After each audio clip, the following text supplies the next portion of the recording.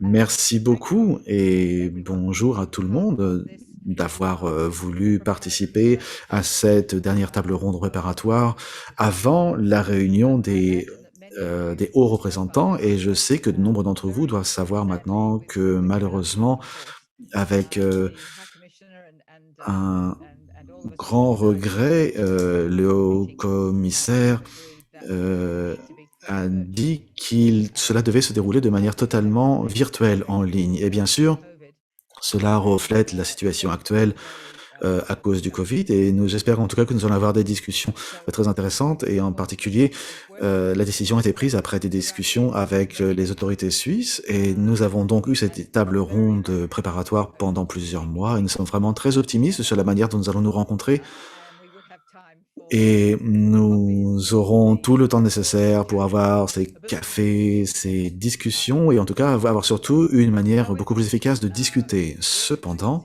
nous sommes actuellement dans une situation humanitaire très urgente et qui perturbe nos plans et je pense que nous allons être en mesure d'avoir une conférence des hauts représentants qui sera réussie et nous voyons que vous savez que cette dernière table ronde est vraiment la dernière et bien sûr le contenu substantiel que nous allons avoir avant la réunion de haut niveau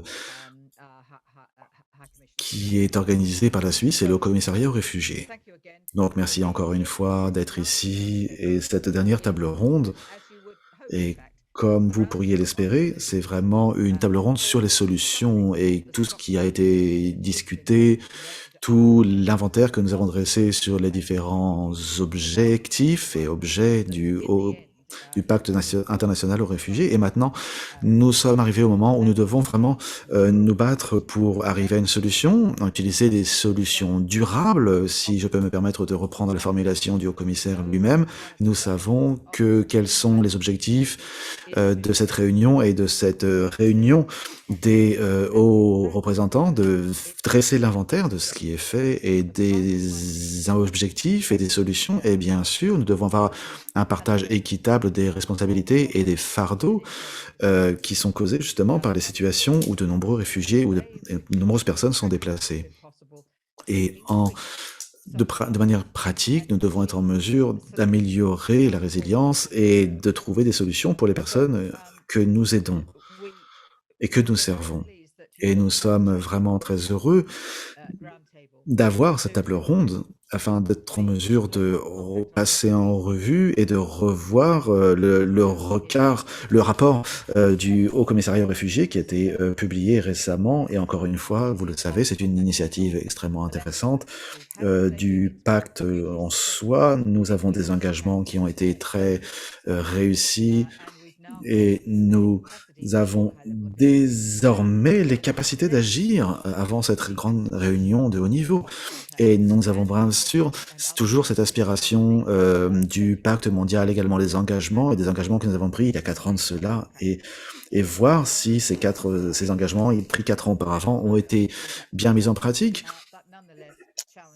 Il reste encore des défis qui existaient à l'époque et des défis que nombre d'entre vous, des représentants des États, des ONG, du secteur privé, des membres du Parlement, des maires, des universitaires, dans le monde entier, vous avez tous essayé et de faire des progrès réels et, et essayer de remplir vos promesses et tenir vos déclarations.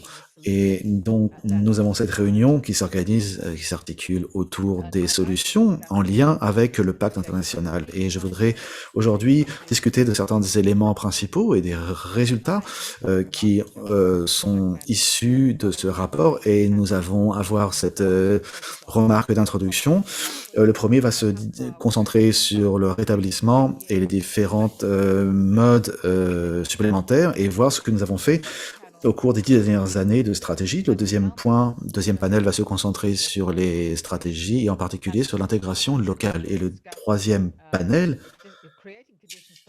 va aborder la question de la rapatriement volontaire et de la réintégration volontaire. Et bien sûr, nous allons identifier ce que nous avons appris du rapport Et nous voyons que lorsque le pacte a été adopté en 2016, nous avons lancé tout ce processus justement pour nous amener sur la route du prochain sommet de 2023.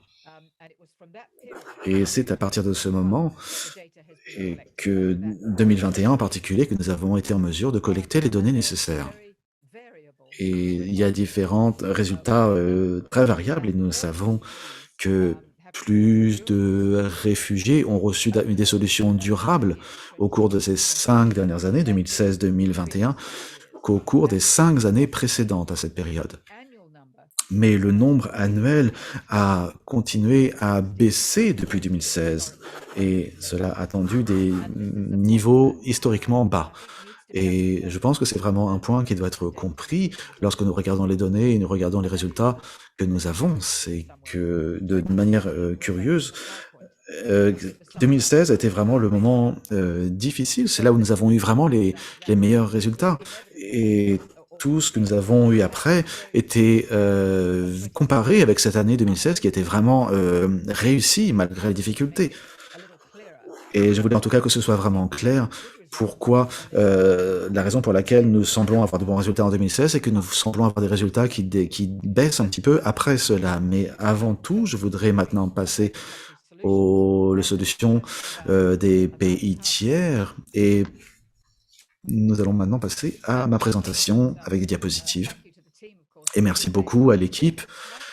Je pense que c'est une diapositive relativement claire et que vous allez être en mesure de lire de manière relativement aisée ce que j'y ai mis. Et donc nous avons une stratégie de 2019 et 2021 sur la réinstallation et les plans supplémentaires. Et nous visons à augmenter le nombre de réinstallation et d'autres solutions alternatives pour aider justement les pays qui se sont engagés sur la voie de cette réinstallation et des différents chemins alternatifs. Et cette stratégie constitue une feuille de route pour les 3 années en question. Cela va néanmoins continuer à être une feuille de route pour vraiment améliorer les solutions proposées dans les pays tiers au-delà de 2021 et nous espérons avoir aidé plusieurs millions, de 3 milliards de personnes d'ici à 2028 et nous devons avoir les moyens justement pour mener cela à bien. Et après cette année de 2016, les admissions ont baissé au cours des années. Et pour commencer à 2,1% pour atteindre 0,6%, et ça veut dire que moins 1% des réfugiés en situation de réinstallation ont accès à des solutions. Et avant tout, laissez-moi parler en priorité de la réinstallation et cette réinstallation. Et si vous pouvons utiliser le terme plutôt marketing, c'est une marque et c'est vraiment en tout cas quelque chose une appellation de ce que le Haut-Commissariat aux réfugiés veulent faire, en particulier avec les personnes qui ont besoin d'une solution durable de ce genre. C'est mis en pratique pour les réfugiés qui en ont le plus besoin et nous avons eu l'année 2016 qui encore une fois a été vraiment une année marquante avec 126 200 réfugiés. En 2017, nous avons eu une baisse de 48% et cela a continué à descendre jusqu'à 2021. Et nous avons une baisse significative et en particulier pour 2020. Nous avons été malheureusement en mesure uniquement de réinstaller 23 000 réfugiés. Et bien sûr, cela est dû à l'impact de la pandémie et la fermeture des frontières et des restrictions de voyage assez conséquentes. Et donc, nous avons malheureusement eu un nombre de réinstallations qui a baissé.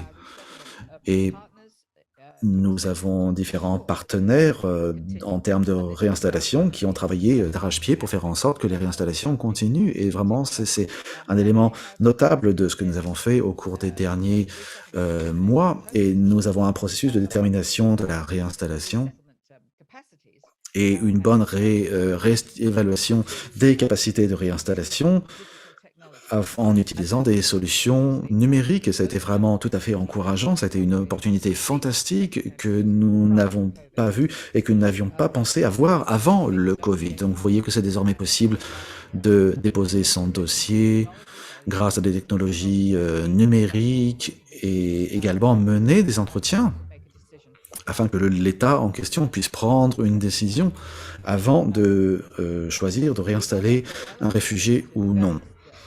D'autres éléments qui ont vu cette baisse de la réinstallation, c'est que la majorité, une grande partie des pays ont des quotas beaucoup plus bas qu'auparavant, mais qu'également de nombreux pays qui reçoivent des demandes de réinstallation ont refusé. Et, et nous savons que dans le nombre de pays, même de personnes qui étaient capables de recevoir des réinstallations, nous avions 35 pays en 2016, nous sommes passés à 22 pays en 2021. Et nous voyons que cela, c'est quelque chose qui a été soulevé par différents pays en question, c'est que nous devons travailler, élargir la base des pays qui sont acceptés ces réinstallations. Et nous savons que moins de 1% des États sont d'accord pour recevoir justement des personnes. Et nous avons approximativement 1,4 million de réfugiés qui doivent être réinstallés à un endroit ou à un autre. Et bien sûr, c'est un défi réel et important. Et nous devons vraiment être investis totalement dans le programme de réinstallation. Et nous sommes tout à fait optimistes sur le fait que de nouveaux pays vont arriver avec des nouveaux quotas de réinstallation ou augmenter leurs quotas, et en particulier les États-Unis avec un quota d'environ 125 000 réinstallations possibles aux États-Unis, et cela ne va pas cacher le fait que malgré que nous élargissions notre base de pays qui offrent la réinstallation et l'augmentation des quotas, la réinstallation n'est une solution que pour un nombre infime de réfugiés dans le besoin. Et maintenant, nous allons peut-être passer à quelque chose de plus optimiste, et c'est vraiment les moyens alternatifs et supplémentaires qui sont mis en place, et nous utilisons le terme de chemin complémentaire. Et cela veut dire que nous avons des chemins habituels et que cela inclut bien sûr la réunification familiale, la mobilité, les programmes d'éducation. Et juste pour vous donner quelques exemples actuellement disponibles, visibles sur cette diapositive, nous avons 4 réfugiés qui ont été admis dans ce qu'on appelle justement ces chemins complémentaires, alors qu'un seul réfugié est admis grâce au système de réinstallation avec l'aide du HCR. Et bien sûr, ce concept de chemin complémentaire va vraiment être à la base d'une nouvelle initiative, et grâce auquel les universités vont offrir des bourses et des places d'enseignement à des réfugiés, et quelques-unes des meilleures universités aux États-Unis, par exemple, qui vont leur offrir justement un chemin possible vers la résidence permanente aux États-Unis. Et c'est vraiment une opportunité absolument fantastique.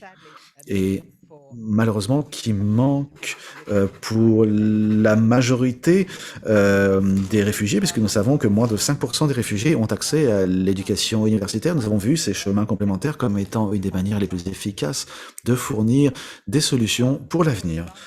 Et par exemple, nous avons 763 000 réfugiés qui sont arrivés dans les pays de l'OCDE et qui sont arrivés dans les pays de l'OCDE. Et en fait, nous savons que parmi ce nombre, 2 tiers des personnes qui sont arrivées, c'était justement par la réunification familiale.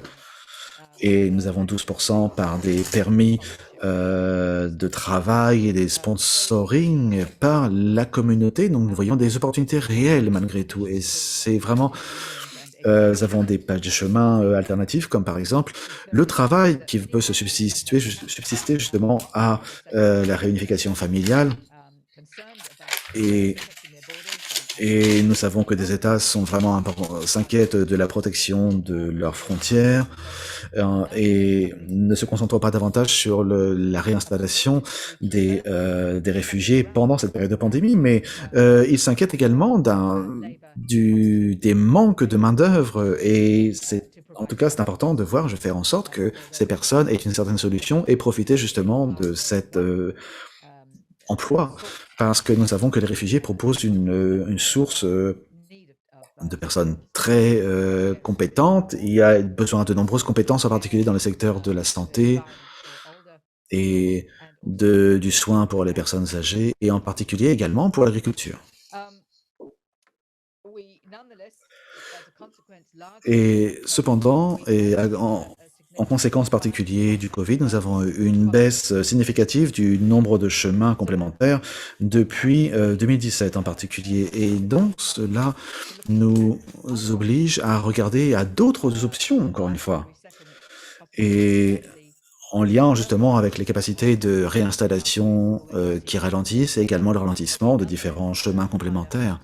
Mais nous faisons toujours les ambassadeurs auprès des États pour avoir une intégration au niveau local, ou là où se trouvent les réfugiés, ou là qu'ils puissent justement trouver une certaine intégration. Et depuis 2006, 2,8 millions de réfugiés ont eu accès à cette intégration.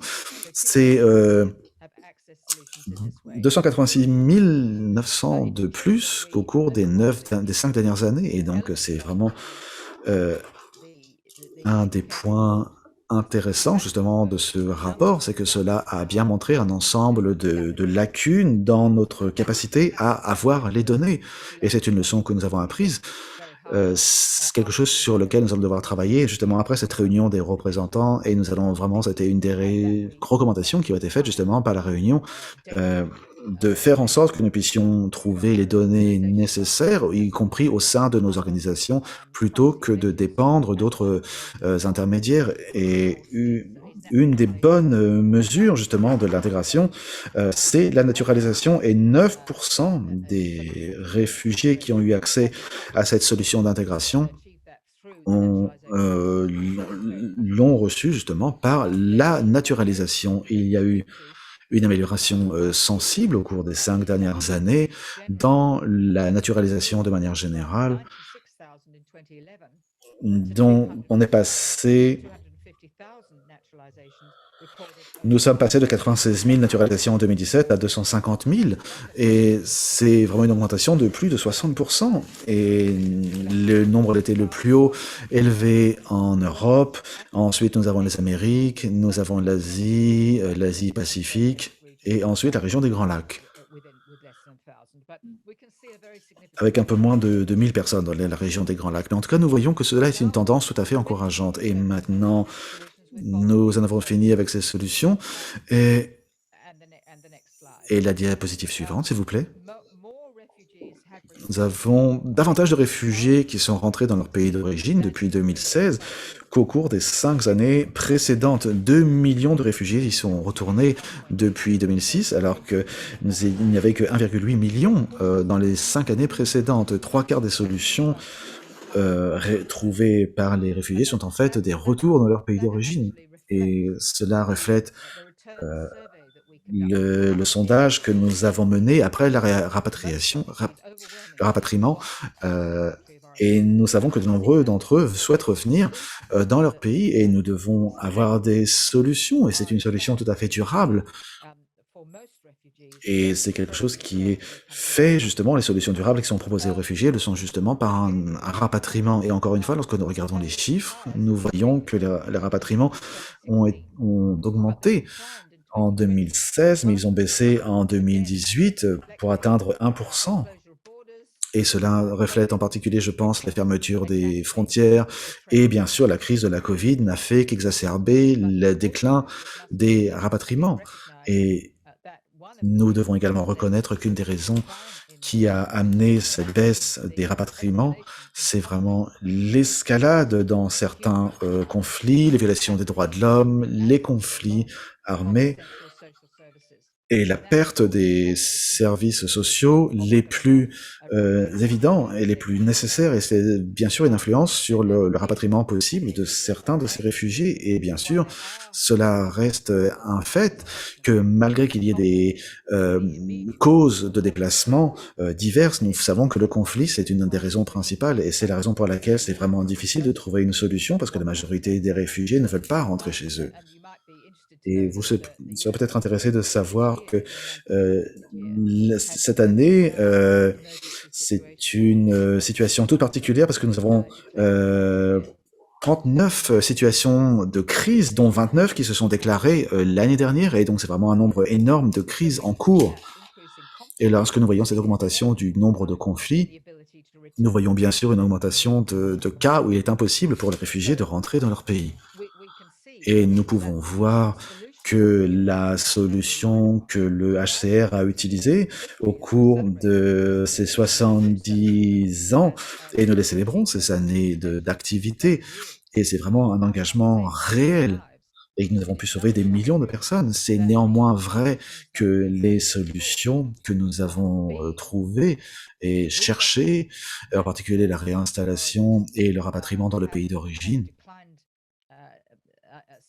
ont malheureusement baissé, et que cette intégration, même si c'est une bonne manière justement d'aller de l'avant, a été vraiment difficile dans plusieurs pays. Et donc ce dont nous avons besoin pour avoir cette collaboration améliorée entre le politique, l'humanitaire et les acteurs de la paix dans les pays d'origine, c'est vraiment de s'attaquer aux causes sources, aux causes profondes de ces obstacles, et cela va être en mesure de nous fournir davantage de solutions pour les réfugiés qui seraient possibles et considérées comme des mesures pragmatiques. Et j'espère en tout cas que je vous ai donné un sens du contexte où nous en sommes actuellement dans notre tentative acharnée de trouver des solutions, et j'espère que vous êtes en mesure de lire le rapport avec les indicateurs, mais en tout cas, si c'est le cas, vous allez pouvoir être en mesure de faire des commentaires lorsque nous allons avoir cette réunion de haut niveau le 14 et le 15 décembre. Et maintenant, je vais passer la parole à Fiona Kendall, qui est la conseillère sur des questions européennes et juridiques, qui va être la modératrice pour le premier panel. Et justement, c'est vraiment un plaisir de vous rencontrer virtuellement, Fiona, et vous avez maintenant la parole. Merci beaucoup. Merci beaucoup, l'assistant du haut-commissaire. Et c'est vraiment mon plaisir, un plaisir réel pour moi d'être la modératrice et pour ce premier panel sur la réinstallation et les chemins alternatifs, les chemins complémentaires pour les réfugiés.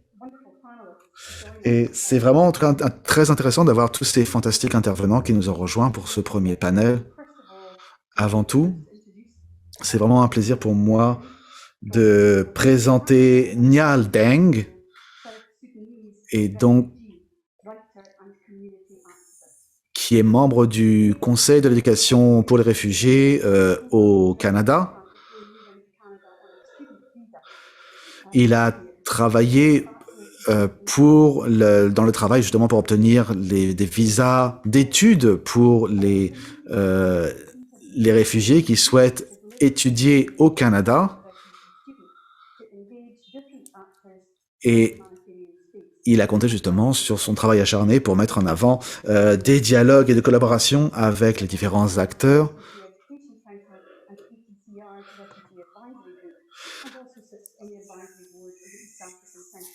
Il a également été membre du comité consultatif du Centre d'Afrique de l'Est pour les migrations et les déplacements.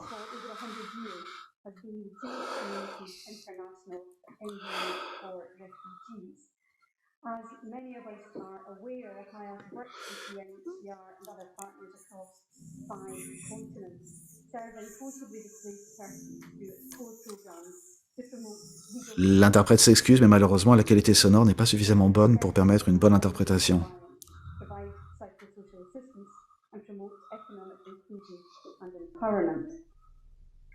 Mr. Hetfield first joined Hyatt in 1989 as a caseworker in Rome, Italy, but aside from that has worked for the US Immigration and Naturalization Service, the US Commission on International Religious Freedom, and a large international law firm as an immigration attorney, and has had multiple roles at Hyatt, hugely experienced.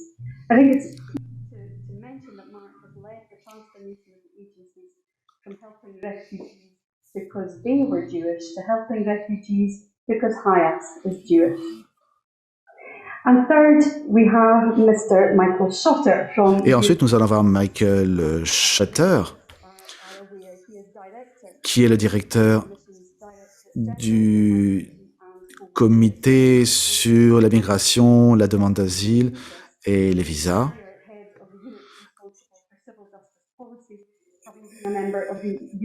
Il était également chef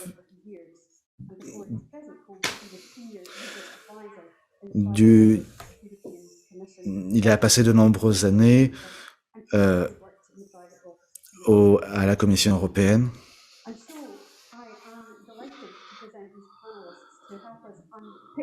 And unpack some of these aspects of resettlement and complementary pathways. But before we turn to the questions for the panel, we would like to present a short video just to remind us that people who'd like... Avant tout, nous voudrions vous montrer une vidéo pour vous montrer l'impact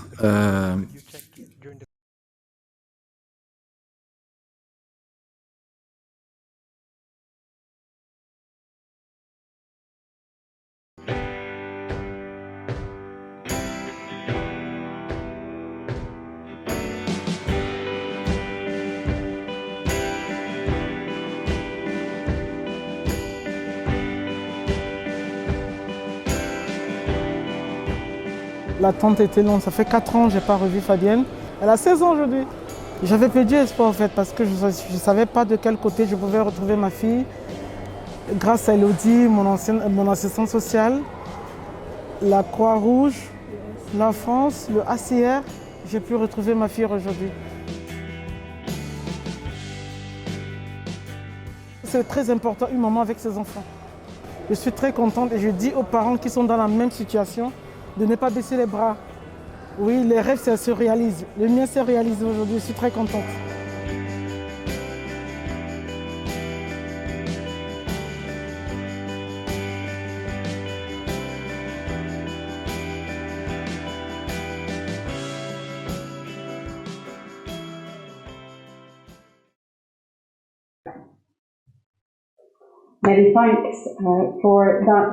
Bien, cette vidéo, donc j'aimerais remercier. Nous aimerions maintenant impliquer tous nos participants dans cette discussion en leur demandant de répondre à un certain nombre de questions. Donc, 2 questions. Je vais vous en poser une maintenant et nous reviendrons sur les réponses à cette question. Donc, est-ce que vous pourriez répondre à ces questions? À votre avis, quelles sont les étapes nécessaires pour que les pays réussissent à véritablement doper leur programme de réinstallation d'une manière qui fasse du sens? Donc, je vais maintenant donner la parole à Monsieur Mark Hetfield. Très heureuse de vous voir. Merci de votre participation en tant que panéliste. Est-ce que vous pourriez nous parler donc de réinstallation et notamment en ce qui concerne les années 20 et 21? Nous avons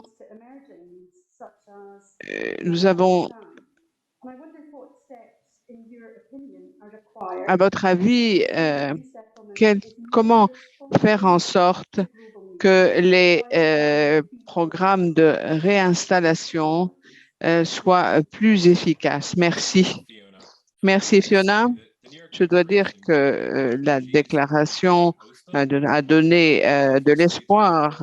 193 pays se sont engagés à en faire davantage pour partager les responsabilités sur les réfugiés. 85% des réfugiés sont accueillis par des pays en voie de développement. Et donc, il s'agit du principal outil pour partager les responsabilités. Mais cet engagement a été rompu avant même Covid, parce que après la déclaration, nous avons moins de réinstallation qu'avant. 3 ans après que l'Assemblée des Nations Unies ait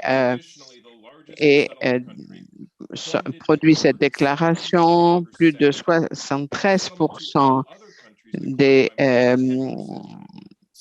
ont baissé aux États-Unis. Donc, je pense que nous ne devrions pas utiliser la COVID comme écran de fumée parce que même avant le COVID, lorsqu'il s'agit donc de réinstallation, le COVID a été vraiment la dernière goutte d'eau, mais alors la question des réfugiés et notamment de leur réinstallation doivent être entièrement revues. Nous avons besoin de leadership, y compris de leadership religieux. Nous avons besoin de collectivement et individuellement renverser la tendance. Nous avons besoin non seulement d'accueillir davantage de réfugiés, mais aussi de réinstaller davantage de réfugiés. Nous avons besoin que les États et la société civile, y compris les organisations religieuses en fassent plus parce que en fait les retours de réfugiés c'est une bonne chose. Donc ils ont contribué à 63 milliards de dollars en plus d'impôts par rapport à ce qu'ils ont consommé. Pour que cet outil soit efficace, nous avons besoin que les États travaillent avec les ONG pour que les processus soient plus transparents. L'opacité et l'inefficacité de nos processus empêchent les réfugiés d'être réinstallés rapidement. Et donc, certains réfugiés, d'ailleurs, ne peuvent jamais rentrer chez eux. Et donc, nous avons besoin de meilleurs processus. C'est-à-dire que plus les réfugiés restent longtemps en dehors de chez eux, ils sont séparés de leur famille plus long et ils ont du mal à trouver des solutions sur une période beaucoup plus longue. Les réfugiés, comme nous tous, ils n'ont qu'une vie à vivre. La déclaration permet également de prendre des engagements par rapport à la réinstallation, mais même en matière d'éducation, de formation, il s'agit d'éviter, en fait, dans la plupart des cas, les réfugiés ont beaucoup de difficultés à être formés. Donc, les réfugiés sont séparés de leur famille. Lorsque les réfugiés restent séparés de leur famille, c'est très difficile de se concentrer à reconstruire une vie dans un nouveau pays. Parce que normalement, la réinstallation devrait prendre des semaines. Parfois, il faut plusieurs années. Donc, les communautés et les ONG sont confrontés à un certain nombre de priorités nationales, et la HCR est la plus ancienne organisation de réfugiés au monde. Mais on ne peut pas arrêter les crises de réfugiés en restant aux pays hôtes. Donc, les réfugiés continueront à se déplacer. Et comme les pandémies, comme aussi les réfugiés et le retour des réfugiés, c'est la bonne nouvelle, c'est que les réfugiés qui sont réinstallés travaillent, ils montent des sociétés, ils emploient et ils contribuent économiquement à la société. C'est ce que l'on a vu aux États-Unis, mais nous aussi, on a tendance à oublier cette leçon. Je suis d'accord que le gouvernement américain s'est engagé en 2022 à réinstaller plus de 175 000 réfugiés. Mais comme la déclaration nous le montre, nous devons nous concentrer sur les actions et pas sur les engagements. Chaque pays a un rôle à jouer, qu'il s'agisse du premier pays hôte, de rapatriement, de sécurité, de dignité, pour faire en sorte que les réfugiés aient des options, qu'ils soient protégés c'est-à-dire ouvrir des espaces de protection pour les réfugiés. Nous avons tous un rôle à jouer, mais la déclaration se mettra pas mise en œuvre toute seule, sauf si nous collaborons tous ensemble. Merci beaucoup. Un message très clair.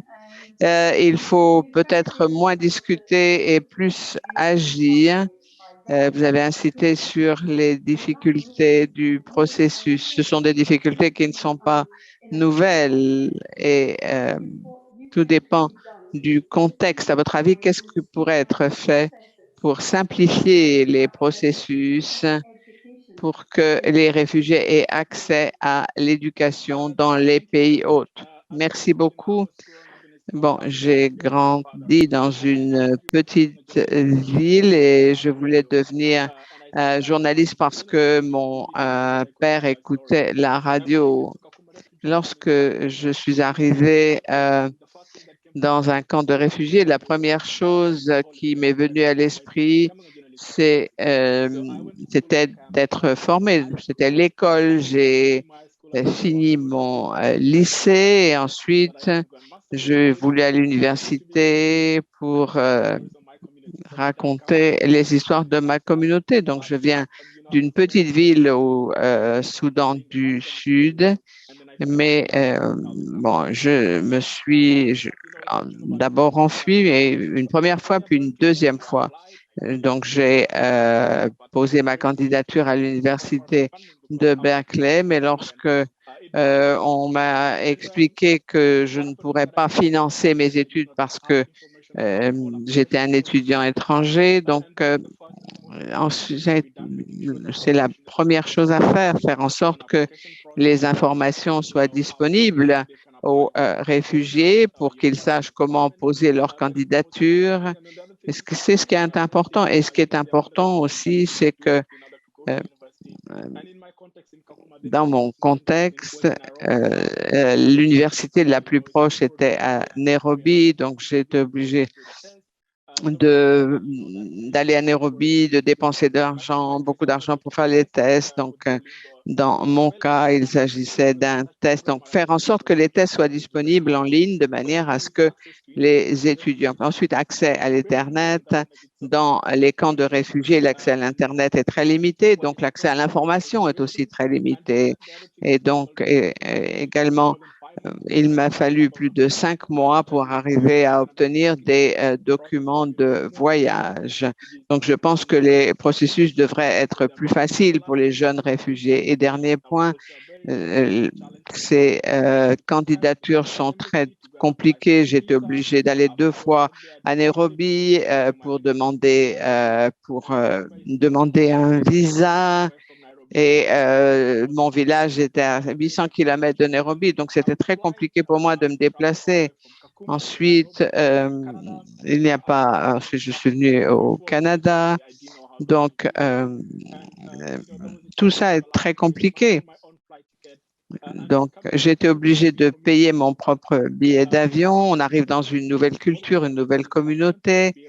Et donc, c'est très difficile de s'intégrer. Donc, il faut s'assurer que ces processus soient plus faciles et que ça pourrait être fait, par exemple, grâce à des partenariats entre les différentes agences, mais aussi d'autres organisations pour que nous ayons accès aux opportunités qui existent parce que c'est déjà suffisamment compliqué, leur vie est déjà suffisamment compliquée, donc il faut faire en sorte que ces processus soient disponibles et qu'ils y aient accès. Je pense que cela fera une grosse différence dans leur vie. Merci beaucoup. Merci, cela nous fait réfléchir. C'est une question d'accessibilité, mais aussi de connexion en ce qui concerne la collaboration entre différentes organisations et différents partenaires. Maintenant, donner la parole à Monsieur Michael Schotter pour de l'Union européenne,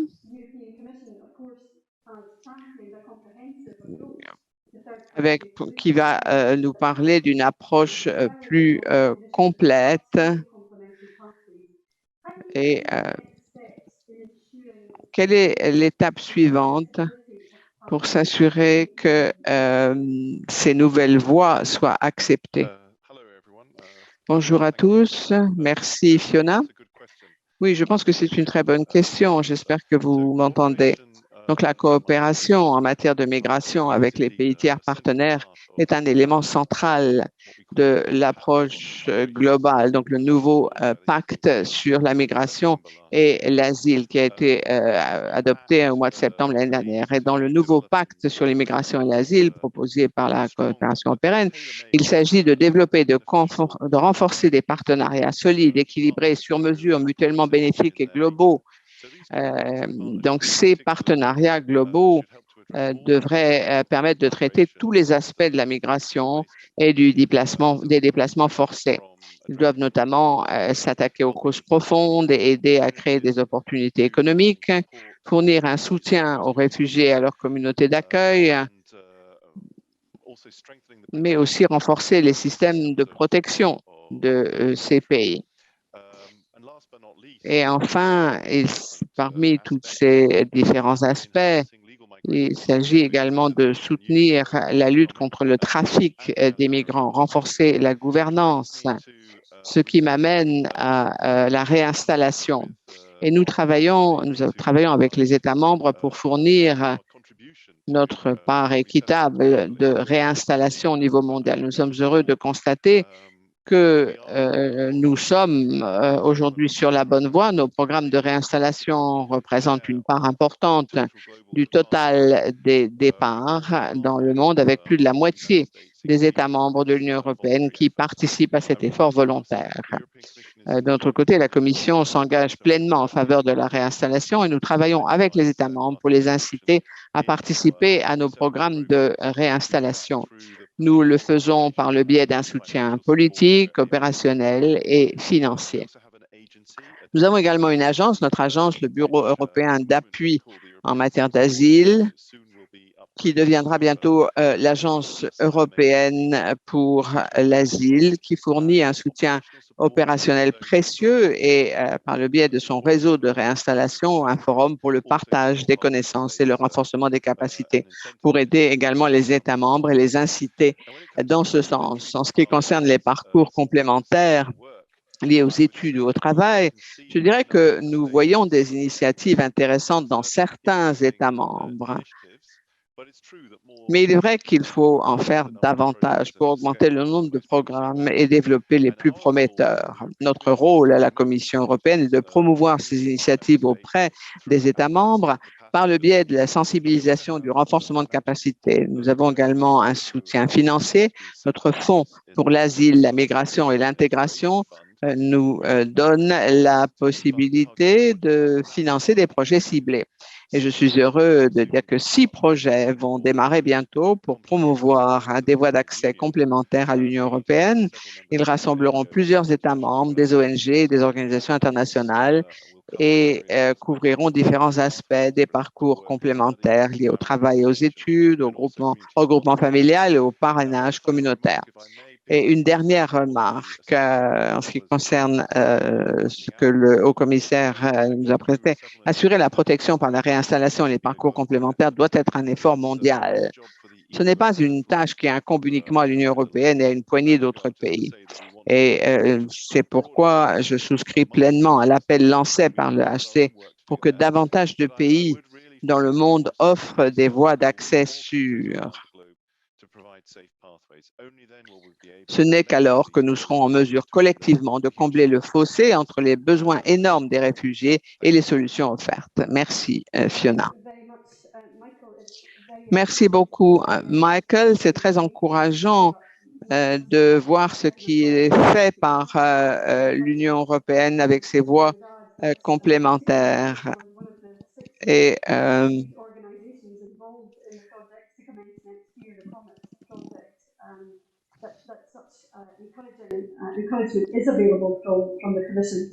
de savoir qu'il existe donc un certain nombre de programmes qui sont disponibles. Nous allons maintenant voir la question qui avait été posée et les réponses. qui ont été proposées. J'espère que techniquement, il sera possible de mettre ces réponses donc à l'écran. Donc la question était, quelles sont à votre avis les étapes nécessaires pour que les pays puissent mettre en place des programmes de réinstallation plus efficaces?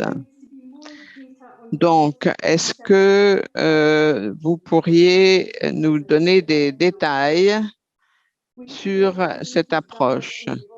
Nous devons, alors, à votre avis, donc voilà, nous avons donc à l'écran les résultats, donc l'affectation des ressources, la volonté politique, l'acceptation de la communauté, combattre la xénophobie, partager les responsabilités, donc différentes options et l'utilisation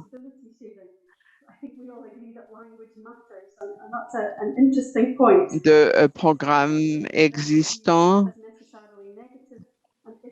et de considérer que les réfugiés, que la question des réfugiés n'est pas forcément une question négative et qu'elle peut devenir une dimension très positive.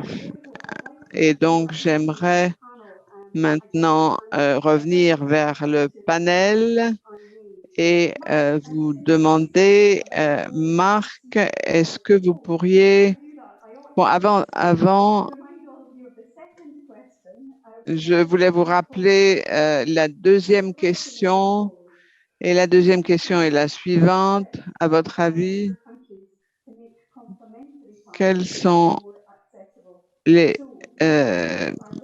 donc, quelles sont les étapes nécessaires pour que les pays rendent les voies complémentaires plus accessibles?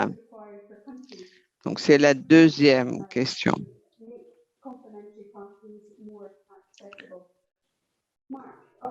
Marc, vous avez la parole.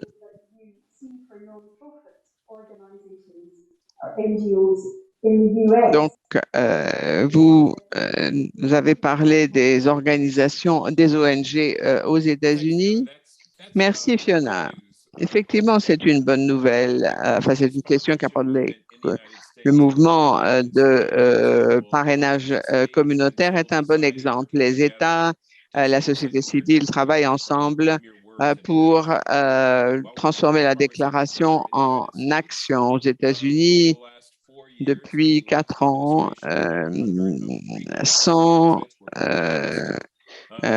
centres sur 130 ont été fermés et donc un certain nombre de centres n'ont pas encore pu être rouverts pour accueillir les Afghans. Donc le gouvernement américain est obligé de mettre tout en œuvre pour recevoir tous ces réfugiés. Donc, nous avons travaillé avec le modèle canadien et grâce au programme Welcome.us, nous avons réussi à accompagner les évacués d'Afghanistan. Les agences ont été assistées par un hub qui travaille au niveau de la base avec les congrégations locales, les organisations et les groupes de 5 ou plus personnes peuvent parrainer des réfugiés afghans. Nous avons, en plus d'être une agence nationale de réinstallation, nous travaillons avec des associations communautaires. Donc, nous apportons un soutien technique à des congrégations religieuses et d'autres organisations qui parrainent des réfugiés afghans. De nombreuses organisations, la société civile et même des groupes de vétérans militaires qui n'avaient rien à faire avec la réinstallation nous aident. Donc, ces partenariats communautaires sont importants parce qu'elles sont une véritable interface entre le système de réinstallation, les réfugiés. Et donc, c'est une manière très résiliente d'accompagner la réinstallation de réfugiés. Il y a des risques. Nous avançons un peu à vue, mais nous voulons arriver à une meilleure situation. Et c'est de toute façon mieux que de ne pas accueillir de réfugiés afghans parce que nous n'avons pas les capacités. Donc, ces efforts, ça a été l'actualisation de la déclaration au niveau de la base et c'est quelque chose que nous accueillons avec beaucoup d'enthousiasme. Merci. Nous vous encouragez donc les organisations à différents niveaux à collaborer pour l'accueil des réfugiés. Si je peux me permettre de vous poser une question, je pense que un certain nombre de preuves montrent. Je suis désolée, j'entends très très mal. Il y a un écho épouvantable et le son est très très mauvais. Donc j'ai vraiment beaucoup de difficultés à suivre. J'espère que vous voudrez bien m'excuser. Donc, notamment en ce qui concerne le pacte mondial sur les réfugiés. Merci Fiona. En fait, la réunification des familles est un élément clé de la loi européenne sur l'immigration et il s'agit de la directive de réunification des familles qui reconnaît le droit des familles à être réunies. Et pour cela, nous devons regarder le regroupement familial avec la législation européenne pertinente, donc les difficultés des réfugiés à produire notamment des documents officiels. Et nous avons également des lignes directrices sur l'application de la directive. Donc, la loi européenne reconnaît que le regroupement familial est crucial, est absolument essentiel. Est essentiel parce que cela doit permettre aux réfugiés d'avoir accès à leurs droits.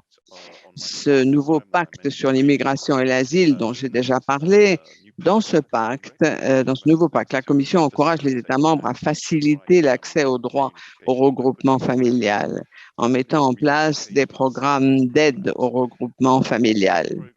Ces programmes devraient améliorer l'accès à l'information et simplifier la procédure de demande. En outre, pour les cas ne relevant pas du champ d'application de la directive sur le regroupement familial, les États membres sont encouragés à prévoir des voies d'admission pour les membres de la famille des bénéficiaires d'une protection internationale par le biais de programmes d'admission humanitaire tels que les programmes de parrainage familial. En outre, dans le contexte actuel de l'Afghanistan, nous considérons qu'il est très important de promouvoir le regroupement familial afin de fournir une voie légale aux nombreux Afghans qui ont besoin de protection et qui ont des membres de leur famille dans l'Union européenne. Et le 13 décembre, nous allons organiser avec le HCR une réunion avec les États membres de l'Union européenne sur le regroupement familial dans les situations d'urgence en nous concentrant sur le cas afghan. De tels événements sont essentiels pour le partage des connaissances et la promotion des bonnes pratiques. Plus généralement, les partenariats avec les acteurs concernés, notamment le HCR, l'UM ou la Croix-Rouge sont essentiels pour promouvoir l'accès au regroupement familial. Nous apprécions leur expertise et le soutien concret qu'ils peuvent apporter pour faire avancer les programmes de regroupement familial. Merci. Merci. Il s'agit de la capacité aux différents programmes de s'adapter. Donc, nous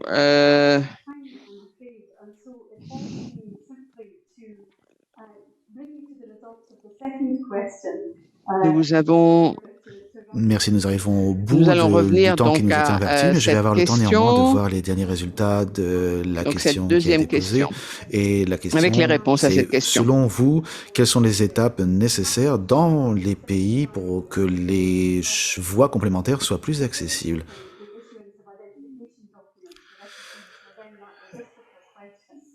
Et je sais bien que c'est une question difficile.